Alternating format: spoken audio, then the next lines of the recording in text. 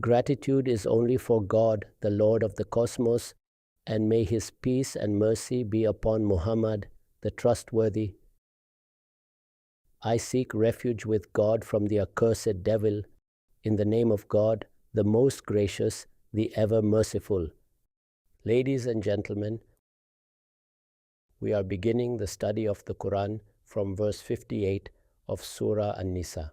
Prior to this, it was mentioned that it is the decision of God Almighty that He would bless the Ishmaelites with an illustrious kingdom. I have elaborated on the point that the appointment of the Prophet, peace be upon him, was within the Ishmaelite nation, which was the second branch of the descendants of Prophet Ibrahim, peace be upon him, in the progeny of Prophet Ismail, peace be upon him. Prior to this, God Almighty had granted a great status to the Israelites so that they might establish the conclusive proof of God's truth to the people. Rather, an entire region had been made exclusive for them, which God Almighty had directed to be cleared for them, so that they might be settled at the center of the world, and people throughout the world would attain the guidance of the religion by observing the example set by them through their system, morals, character, lives, and the message of God that they possessed. When God Almighty had decided that, since they had not lived up to that expectation, this responsibility was now to be entrusted to the Ishmaelites after the appointment of the Prophet. This was expressed in the verses preceding it in the words, that we have now decided to bless them with prophethood and a great kingdom. This is the very same kingdom, the prophecy of which was made at that point in time, when the Muslim polity did not even extend beyond 200 to 250 kilometers in area. However, that illustrious kingdom expanded into such a vast realm that today there are approximately 50 to 55 countries which were once the provinces of that kingdom, when the decision was made to grant that great empire as a blessing from God Almighty. Then, as a consequence of that decision, it became necessary that they be instructed regarding the manner of fulfilling its responsibilities. It is in this context that we shall study the passages that follow. It is stated, "Inna Allaha ya'murukum an tu'addu al-amanati ila ahliha." Believers, God has decided to grant you a great kingdom, so at this moment, God directs you to deliver the trusts to their rightful owners. وَإِذَا حَكَمْتُمْ بَيْنَ النَّاسِ أَن تَحْكُمُوا بِالْعَدْلِ. And when you judge between people, judge with justice. Thus, two principles have been stated here. If you are blessed with a kingdom or an empire, the first priority must be that all dealings are conducted on the basis of merit. Deliver the trusts to their rightful owners. This is the first point. The second is, and when you judge between people, be just. Whether that judgment is delivered in a court or within the general administration of a province, or pertains to the collective affairs of the people, or concerns the formulation of laws or principles, it must be carried out with justice. Be just when you judge people. These are the directives that the Quran identifies as the essential responsibilities upon them. That is, wherever Muslims exercise authority over a state, as has been described here, this is the foremost guidance that follows. Deliver the trusts to their rightful owners, and when you judge between people, judge with justice. Believers, God has decided to grant you a great kingdom. Along with it, He instructs you that all dealings must now be based solely upon merit. Whatever responsibility or designation is assigned, or whatever trust is entrusted to someone, that person must possess the capability for it, must deserve it. Only then should it be granted. All dealings must necessarily be based on merit. And when you judge between people, be just. Inna Allaha ni'ma ya'idhukum bih. This is indeed an excellent counsel that God gives you. This is an exceedingly sound admonition that God grants you. Inna Allaha kana sami'an basiran. Indeed, God hears all and sees all. It has been remarked that now that this trust is to be entrusted to you, you must understand that if you act justly, if you deliver trusts to those who deserve them, that is, if your dealings are based on merit, to express it in contemporary terminology. Then this constitutes a counsel that cannot be surpassed with regard to governance. If you uphold these two principles, then the bounty of God with which you have been blessed will become a great mercy for you. The term amanat or trust used here refers to those matters that are entrusted to a person. In this context, it signifies the responsibilities and offices established within a collective system. That is, the moment you establish the administrative structure of a state or institute a political order, immediately thereafter certain responsibilities arise and various offices must be filled. There is indeed no other way to operate a system. What the Quran implies is that those to whom this kingdom was previously granted proved to be inadequate.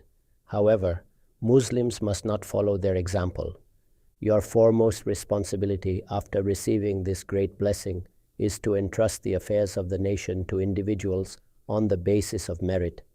If this principle is upheld, then this blessing will endure, and you must strive to establish justice in its fullest sense in every sphere of life.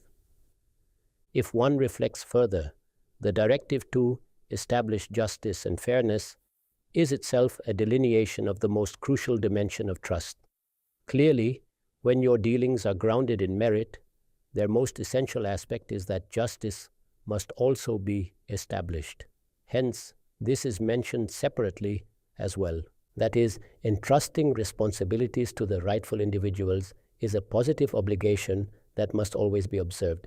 Then, if a dispute arises within society or some issue emerges and a judgment must be delivered, that judgment too must be rendered with justice. This constitutes a profound exposition of the responsibility attached to political authority. The foremost obligation of those who are granted political authority by the Almighty is that they must adjudicate all disputes that arise among their people with justice and fairness. Nothing should be done that contravenes justice. What is meant by justice and fairness? It means that there must be no discrimination in the eyes of the law among the various classes of society, such as the rich and the poor, the noble and the ignoble, black or white, and so forth. Justice must not become a commodity that can be bought or sold. Neither partiality nor bias should infiltrate it, nor should indifference or apathy arise in its dispensation. No power or influence, no greed or fear of any kind should affect justice in any manner whatsoever. Whoever is granted political authority by the Almighty in this world has been entrusted with it so that he may establish justice. Therefore, this constitutes his primary responsibility. A just ruler will receive a great reward from the Almighty, whereas an unjust one will face severe punishment. Consequently, the verse declares that this is an excellent admonition from the Almighty to the believers, who, therefore, must not become negligent in adhering to it. The attributes of the Almighty mentioned at the conclusion of the verse, God as all-hearing and all-seeing, indicate that God hears and sees all things. What does this imply? It signifies that you must remember that God observes and hears everything. No concealed injustice can remain hidden from him. The warning given is that your affairs will not remain confined merely to yourselves or restricted to society.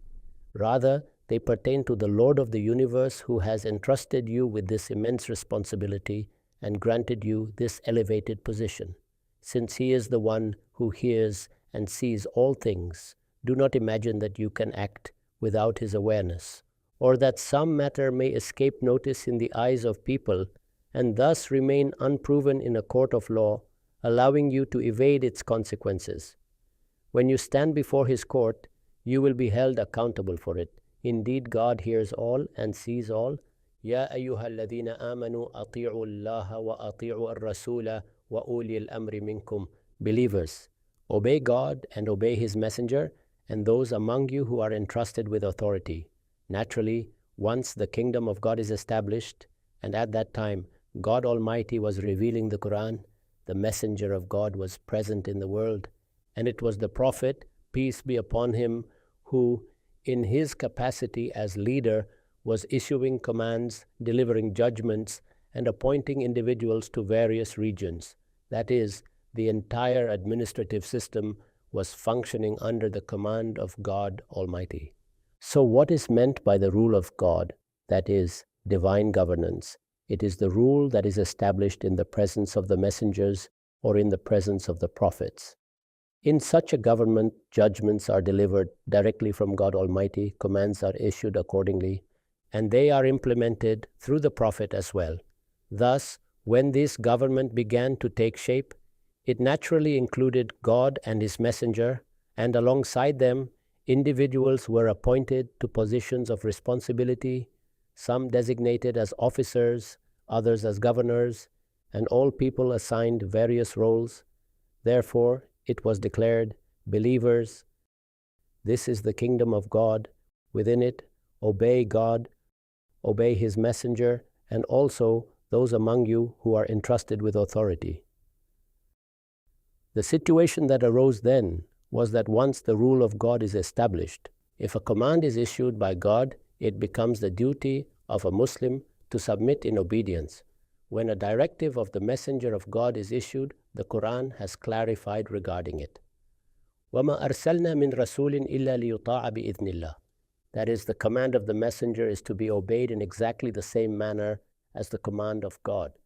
And if the Messenger appoints individuals and entrusts them with the administration of regions, then they too must be obeyed. Thus, it was emphasized that your role should be that of a responsible citizen in all such matters, that of a believer who, when given a directive, complies with it. Now, the question that arises is that while the authority of God and the Messenger is clear, the governors, after all, are human beings and are susceptible to error. Differences, therefore, may arise between them and the people. Hence, it was stated, فَإِن تَنَازَعْتُمْ فِي شَيْءٍ فَرُدُّوهُ إِلَى اللَّهِ وَالرَّسُولِ. Then, if there arises any ikhtilaf or difference of opinion among you in any matter, refer it to God and His Messenger for judgment. That is, it should be referred to the Messenger, peace be upon him, of God, and if there is a matter in which God Almighty Himself is to decide, then revelation would descend, the issue would be resolved, and the matter would be settled. If any difference arises or any issue emerges, then this is what must be done. The reason given for this directive is, إِن كُنْتُمْ تُؤْمِنُونَ بِاللَّهِ وَالْيَوْمِ الْآخِرِ. If you truly believe in God and the last day, ذَلِكَ خَيْرٌ وَأَحْسَنُ تَأْوِيلًا. This is better and more appropriate with regard to the ultimate outcome. Within the reign of God and His Messenger, there can be no alternative method. Even when we establish a government ourselves, we clearly determine who will serve as the final authority in the event of any disagreement. For instance, in our present system, we have collectively agreed that if any ikhtilaf or difference of opinion arises regarding the interpretation of the Constitution or any other law, then the matter shall be referred to the Supreme Court, and its decision shall be binding upon all. The executive branch accepts it, the subordinate courts within the judiciary accept it, and similarly, the rest of society also abides by it. This principle exists in every system of governance. However, when revelation is being sent directly and governance is being conducted by God Almighty and His Messenger, then the directive must necessarily be to refer all matters to God and His Messenger. This instruction was given to the Muslims at a time when the Quran was being revealed, and the Prophet, peace be upon him, was present among them. Consequently, they possessed the opportunity to refer all their disagreements to him, and through him to God whenever they wished. Examples of this are found in the Quran. That is, whenever an issue arose in which people felt that God should render His judgment, then divine judgment would be revealed, even in relatively minor matters, such as the issue of zihar, which concerned a woman mentioned in the Quran, who had approached the Prophet, peace be upon him, seeking to preserve her family and her marriage. The revelation in Surah Al was sent in response to her plea. Such matters would occur almost daily. However, in this verse, The specific circumstances of that time are under discussion. Since the authority of God and His Prophet, peace be upon him, is eternal, in any matter where a permanent directive has been given by them, it becomes incumbent upon those in authority, whether rulers or members of parliament, that their commands and directives must not contradict those of God and His Messenger, provided, of course, that they are Muslims. Their jurisdiction does not extend beyond, nor is it independent of, disobedience. That is, they cannot issue any commands or directives that are contrary to the directives of God and His Messenger. They possess no authority beyond these limits. The same principle is stated by the Prophet, peace be upon him. لا طاعة لمخلوق في معصية الخالق. There is no obedience to any created being in disobedience to the Creator. Thus, if we are given any command that contradicts the directives of God and His Messenger, for example, God and His Messenger have commanded us to establish the prayer. If any ruler attempts to prevent us from doing so, we shall not obey him. As a necessary consequence, Muslims cannot legislate any law within their country that is contrary to the Quran and Sunnah, or that disregards the guidance they provide. This principle need not necessarily be codified in a constitution or legal document, for it is already self-evident. Muslims are being addressed and reminded that since you believe in God and the Messenger of God, it should be inconceivable for you to disobey their directives. Thus, as Muslims, each of us is expected to uphold this principle. This is what the Quran has stated. It is evident from the context of the verse that the directive to obey uli al-amri, or those in authority, refers specifically to Muslim rulers. It does not apply to those who openly engage in disbelief, who rebel against God and His Messenger, or who abandon the religion of God and adopt another religion in practice. Such individuals cannot demand obedience from Muslims by citing verses of the Quran. If Muslims choose to comply with their commands, it would be solely for reasons of expediency. However, such rulers have no right to demand obedience on the basis of this verse. Thus, it is clear from the context that obedience to those in authority mentioned here applies only to Muslim rulers who conduct their lives in accordance with the commands of God and His Messenger. Accordingly, the verse pertains to this context. It is then stated, أَلَمْ تَرَ إِلَى الَّذِينَ يَزْعُمُونَ أَنَّهُمْ آمَنُوا بِمَا أُنزِلَ إِلَيْكَ. Have you not seen those who claim that they believe in what has been revealed to you, وَمَا أُنزِلَ مِنْ قَبْلِكَ, and also in what was revealed before you, يُرِيدُونَ أَنْ يَتَحَاكَمُوا إِلَى الطَّاغُوتِ, yet they desire that instead of God and His Messenger, they turn for judgment to the rebellious authority, the ringleader of evil. Earlier, it was stated that the rule of God had been established, the Messenger of God was present, and all decisions among you were to be made in accordance with the guidance of God and His Messenger. Now it is said that there exist among you people who claim to accept this Quran and the earlier revelations as well, yet when a judgment is required, they disregard God and His Messenger and instead refer to a rebellious leader who is the source of corruption. This refers to a prominent leader among the Jews. It is evident from various reports that he was Ka'b ibn Ashraf, whom the Almighty later punished with death after the truth had been conclusively conveyed to the disbelievers. And this punishment was carried out under the directive of the Prophet, peace be upon him. From this, one can infer the extent of his rebellion. When the rule of God and His Messenger is established, its directives differ fundamentally from those of ordinary governments. Its nature is entirely distinct. Since God Himself issues the commands, the situation is not comparable to when we establish a human government. When governance comes under our control, we create institutions, we formulate principles, and since all of us are ordinary human beings, our rights and duties are determined accordingly. However, in that case, authority rested with God and His Messenger.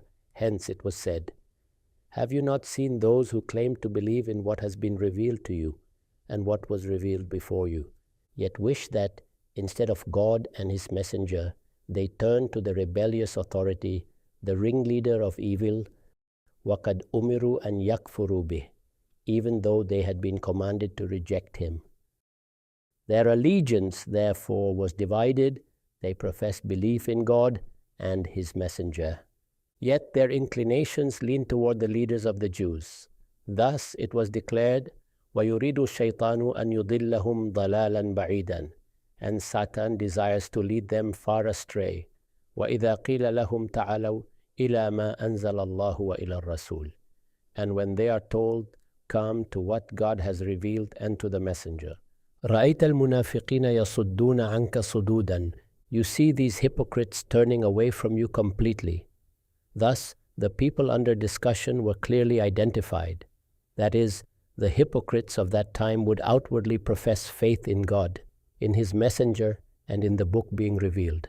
Yet for the resolution of their disputes, they would turn to the leaders of the Jews. Their hypocrisy thus became evident. Hence it was stated, they are followers of Satan, and Satan intends to lead them far astray. Clearly, such behavior is only possible under the influence of Satan. That a person, despite having direct experience of God and His Messenger, chooses a path of deviation. One possibility is that a person is a disbeliever and rejects everything outright. However, here a person accepts, joins the Muslim community, and then adopts such an attitude. This can only be attributed to the influence of Satan. Thus, it was said, فَكَيْفَ إِذَا أَصَابَتْهُمْ مُصِيبَةٌ بِمَا قَدَّمَتْ أَيْدِيهِمْ. But what will happen when a calamity befalls them as a consequence of what their own hands have earned? At that time, God was actively intervening in circumstances. Punishments were swiftly administered, rewards were immediate, and situations would change suddenly, all with the purpose that disbelievers and hypocrites alike would be exposed. Thus it was said, what will happen when a calamity befalls them? ثُمَّ جَاءُوكَ يَحْلِفُونَ بِاللَّهِ. Then they come to you, swearing by God, إِنْ أَرَدْنَا إِلَّا إِحْسَانًا وَتَوْفِيقًا. We intended nothing but good and sought only to promote harmony. That is, when they are exposed, they present this excuse. It was then stated, أُولَٰئِكَ الَّذِينَ يَعْلَمُ اللَّهُ مَا فِي قُلُوبِهِمْ. These are the people of whom God knows what lies within their hearts. فَأَعْرِضْ عَنْهُمْ وَعِظْهُمْ وَقُلْ لَهُمْ فِي أَنفُسِهِمْ قَوْلًا بَلِيغًا. So turn away from them, yet admonish them, and speak to them in a manner that penetrates their hearts. The calamity mentioned here, that which befell them as a result of their own deeds, manifested when Islam gained strength and the political power of the Jews declined significantly. At that stage, Muslims were instructed to abandon their earlier policy of overlooking the faults of the hypocrites. In the initial phase, although God was fully aware of their hypocrisy, and Muslims were at times also alerted to it, a policy of tolerance and overlooking had been adopted. We are aware of individuals such as Abdullah ibn Ubay.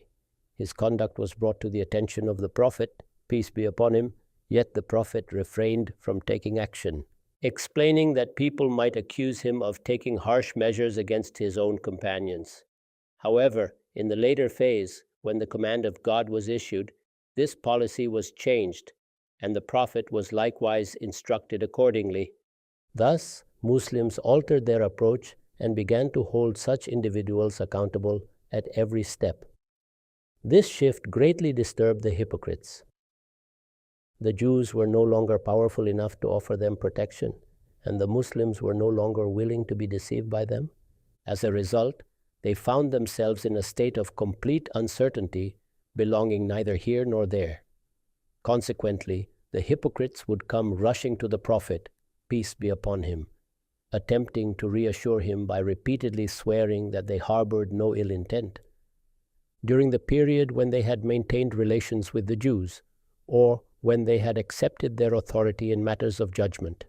On the contrary, they would claim that their intention had been to benefit the Muslims and to bridge the distance and hostility that had arisen between the two groups.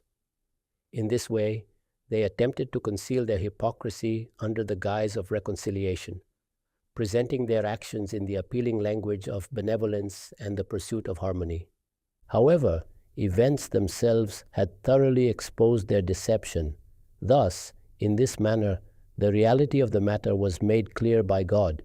Here, Although this transpired later, it was foretold here that such an event would indeed take place.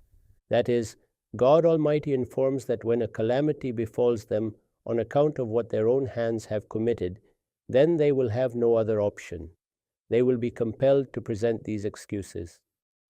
At that time, it will become evident that all their justifications were merely contrivances with no real substance. After exposing all these crimes of theirs, it is now stated that despite all this, you should for the time being ignore them, counsel them, and speak to them in such a gentle manner that it penetrates deeply into their hearts. وَمَا أَرْسَلْنَا مِن رَسُولٍ إِلَّا لِيُطَاعَ بِإِذْنِ اللَّهِ. It is stated, speak to them in a way that touches their hearts, and tell them that whichever messenger has been sent so that he may be obeyed by the permission of God. In other words, the position of a messenger has been clarified.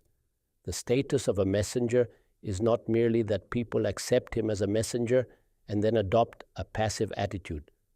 A messenger is sent so that people obey him with the permission of God.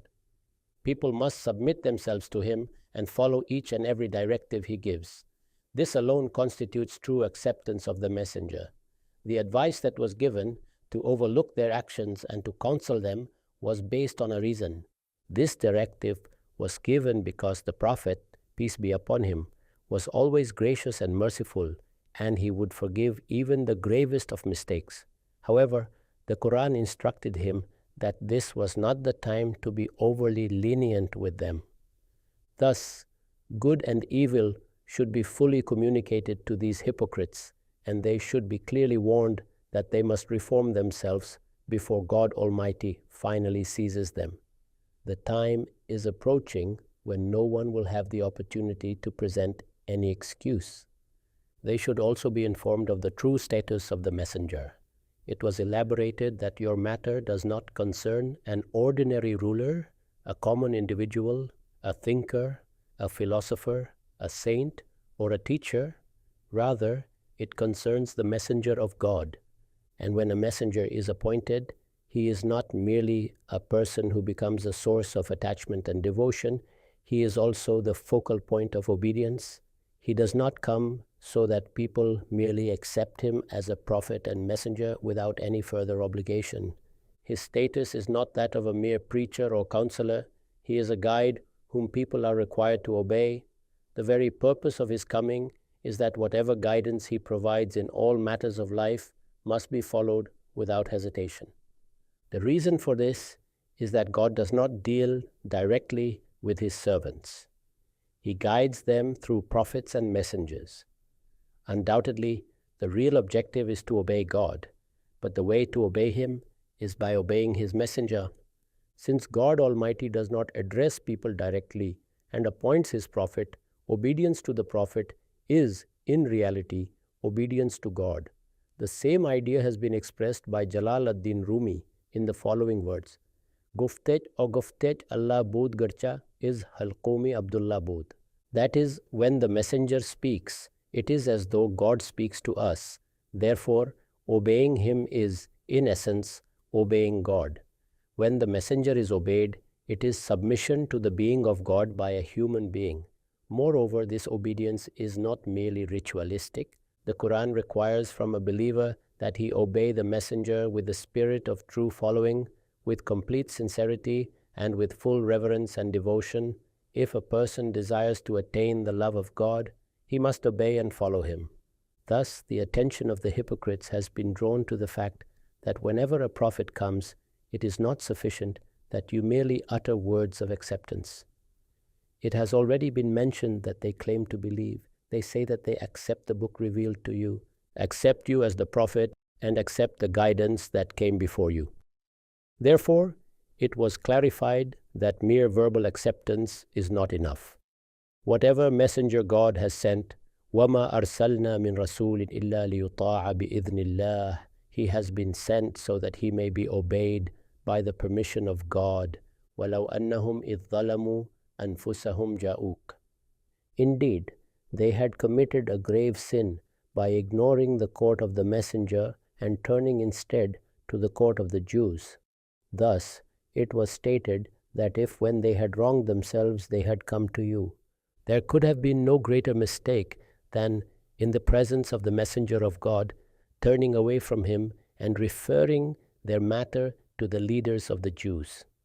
So it was said that when they realized their error, when they were being unjust to themselves, if at that time they had sought God's forgiveness and humbly submitted themselves to the Prophet, peace be upon him, and if they had sought forgiveness from God, and the Messenger had also prayed for their forgiveness, فَاسْتَغْفَرُوا اللَّهَ وَاسْتَغْفَرَ لَهُمُ الرَّسُولُ, then لَوَجَدُوا اللَّهَ تَوَّابًا رَحِيمًا, they would have found God most accepting of repentance, ever merciful. The condition mentioned in the verse that the Messenger seeks forgiveness for them has two aspects.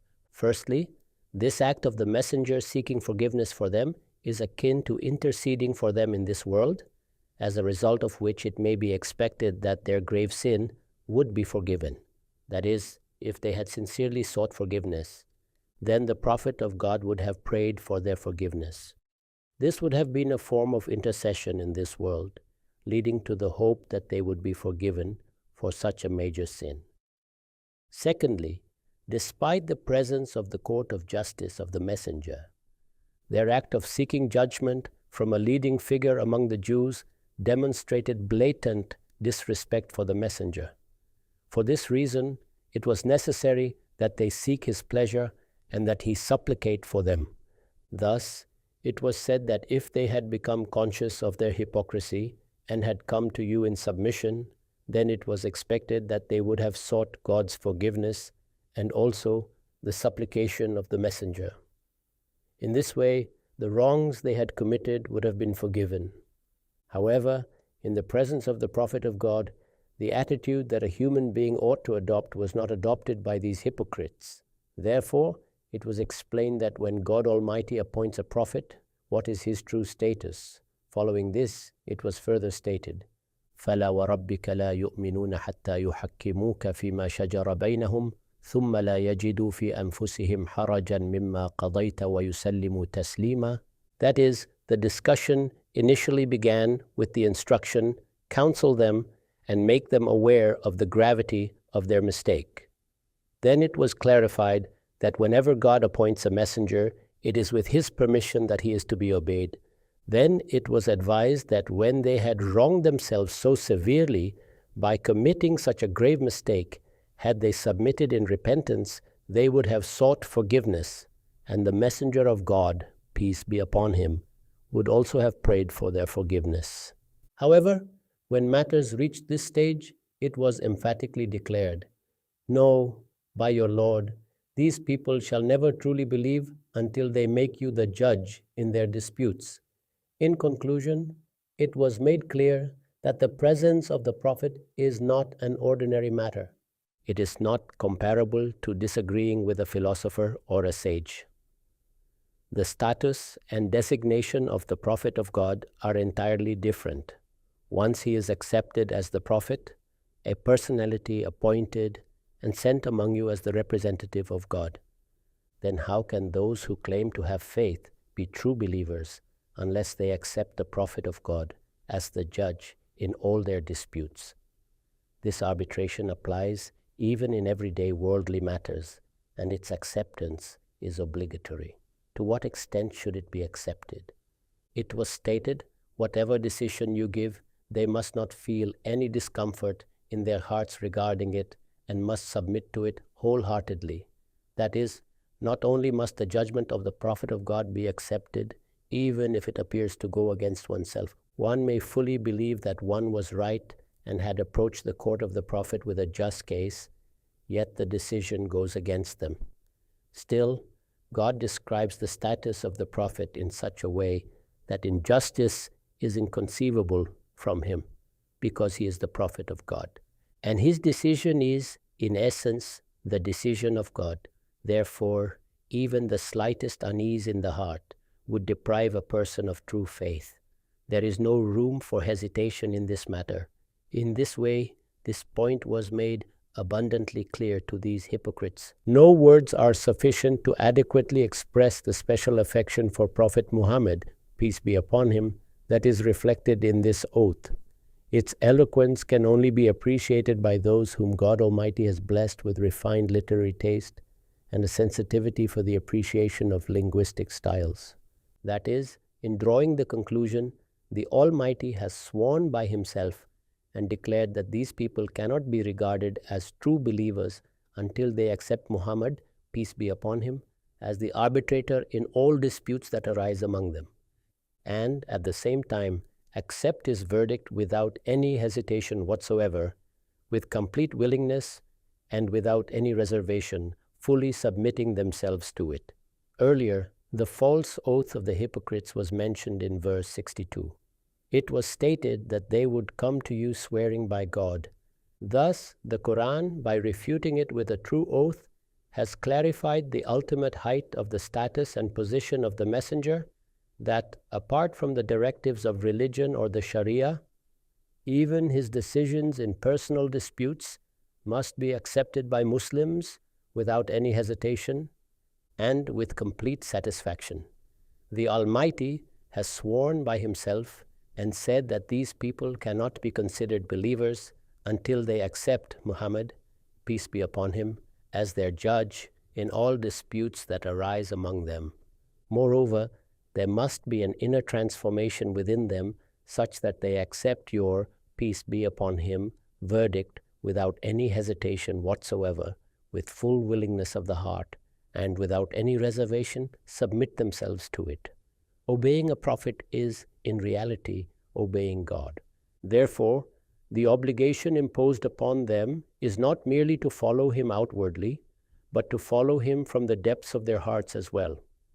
Thus, this is the attitude that must be adopted in the presence of the Prophet of God, after having accepted faith, because if faith has not been accepted, then discussion, reasoning, and justification may still take place, but once faith has been accepted and it is understood that he is the messenger of God, then this is his status, this is the significance of his arbitration. The faith of any person holds no value if he adopts such an attitude toward the appointed ambassador, the messenger of God, as these people have adopted. It was thus stated that they claim to be Muslims. However, what is the reality? The reality is, وَلَوْ أَنَّا كَتَبْنَا عَلَيْهِمْ أَنِ اقْتُلُوا أَنفُسَكُمْ. They claim to embrace faith, yet in reality, if we had made it obligatory upon them, kill your own people, أَوْ اخْرُجُوا مِنْ دِيَارِكُمْ, or leave your homes, as stern directives were given during the time of Prophet Moses, peace be upon him, مَا فَعَلُوهُ إِلَّا قَلِيلٌ مِّنْهُمْ. Only a few among them would have complied with this command. وَلَوْ أَنَّهُمْ فَعَلُوا مَا يُوعَظُونَ بِهِ لَكَانَ خَيْرًا لَهُمْ وَأَشَدَّ تَثْبِيتًا. If they had followed the advice that is now being given to them, it would have been better for them, and as a result, they would have attained greater steadfastness in adhering to religion. وَإِذًا لَأَتَيْنَاهُمْ مِنْ لَدُنَّا أَجْرًا عَظِيمًا. And if they had done so, we would surely have granted them a great reward from ourselves, وَلَهَدَيْنَاهُمْ صِرَاطًا مُسْتَقِيمًا, and we would have guided them to the straight path. God says, وَمَنْ يُطِعِ اللَّهَ وَالرَّسُولِ. Tell them, those who obey God and His Messenger, who are they? فَأُولَٰئِكَ مَعَ الَّذِينَ أَنْعَمَ اللَّهُ عَلَيْهِمْ مِنَ النَّبِيِّينَ وَالصِّدِّيقِينَ وَالشُّهَدَاءِ وَالصَّالِحِينَ وَحَسُنَ أُولَٰئِكَ رَفِيقًا. They shall be with those upon whom God has bestowed His favor, the prophets, the truthful, the witnesses, and the righteous. And how excellent are these companions! ذَلِكَ الْفَضْلُ مِنَ اللَّهِ. This is the fadl, or bounty of God. وَكَفَى بِاللَّهِ عَلِيمًا. And sufficient is God in knowledge. Now, some points have been mentioned here which require further elaboration. We shall return to discuss them in the next session. For now, listen to a simple translation of these verses. Believers, God has decided to grant you a great kingdom. Therefore, at this stage, God directs you to return trusts to their rightful owners, and when you judge between people, do so with justice.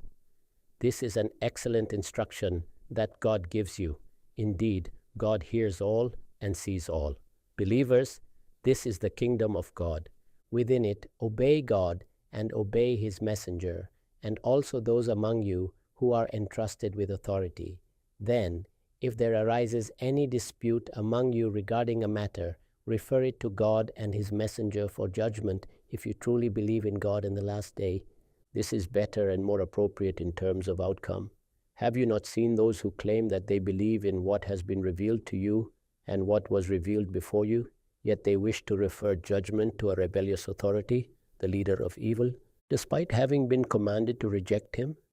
They are followers of Satan, and Satan desires to lead them far astray.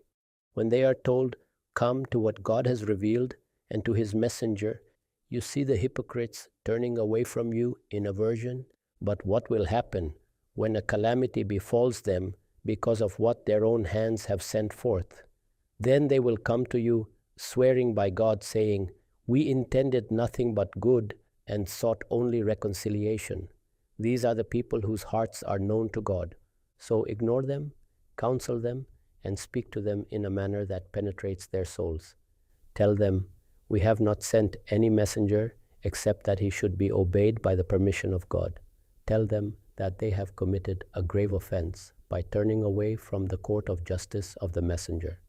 If, when they had wronged themselves, they had come to you and sought God's forgiveness, and the messenger had also sought forgiveness for them, they would have found God most forgiving, most merciful. But no, by your Lord they will not truly believe until they make you the judge in their disputes and then find within themselves no discomfort regarding your decision and submit to it fully. They claim to have faith, yet if we had commanded them, "Kill your own people or leave your homes," as we did in the time of Moses, peace be upon him, only a few of them would have obeyed. If they had followed the advice given to them, it would have been better for them and would have strengthened them in steadfastness. And if they had done so, we would have granted them a great reward from ourselves and guided them to the straight path. Tell them, "Those who obey God and His messenger shall be with those upon whom God has bestowed His favor, the prophets, the truthful, the witnesses, and the righteous. And how excellent are these companions! This is the bounty of God, and sufficient is God in knowledge. I say these words of mine and seek forgiveness from God Almighty for myself, for you, and for all the believers.